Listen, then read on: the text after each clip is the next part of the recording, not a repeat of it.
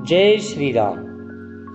सोच सोच का फर्क होता है। एक बार एक पिता और उसका पुत्र जल मार्ग से कहीं यात्रा कर रहे थे और तभी अचानक दोनों रास्ता भटक गए।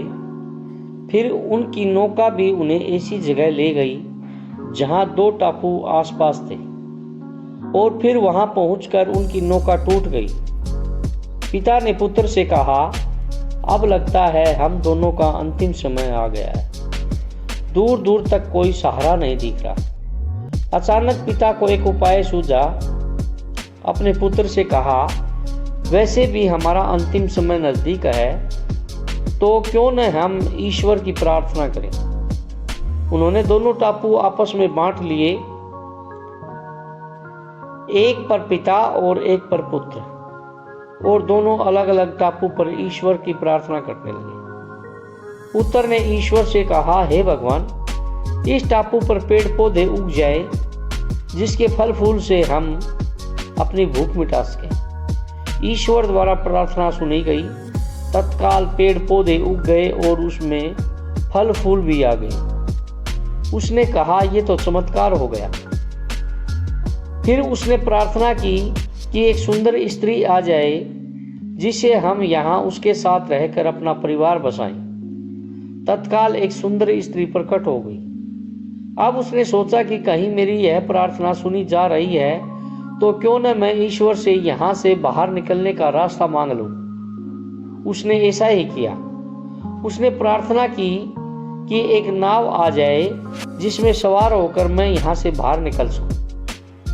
तत्काल नाव प्रकट हुई और पुत्र उसमें सवार होकर बाहर निकलने लगा। तभी एक आकाशवाणी हुई, बेटा तुम अकेले जा रहे हो, अपने पिता को साथ क्यों नहीं ले रहे।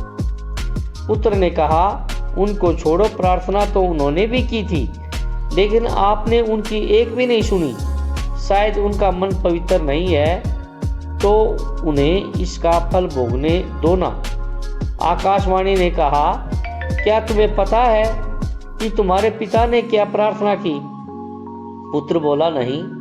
आकाशवाणी बोली, तो सुनो, तुम्हारे पिता ने एक ही प्रार्थना की कि हे भगवान, मेरा पुत्र आपसे जो भी मांगे उसे दे देना, क्योंकि मैं उसे दुख में हरगिज नहीं दे सकता, और अगर मरने की बारी आए तो मेरी मौत पहले हो, और जो कुछ तुम्हें मिल रहा है उन्हीं की प्रार्थना का परिणाम है। पुत्र बहुत शर्मिंदा हो गया। तो इस कहानी से हमें ये शिक्षा मिलती है कि हमें जो कुछ भी सुख, प्रसिद्धि, मान, यश, धन, संपत्ति और सुविधाएं मिल रही हैं, उसके पीछे किसी अपने की प्रार्थना और शक्ति जरूर होती है। लेकिन हम नादान रहकर अपने अभिमानवश इस सब को अपनी उपलब्धि मानने की भूल करते रहते हैं, और जब ज्ञान होता है तो असलियत का पता लगने पर सिर्फ पछताना पड़ता है।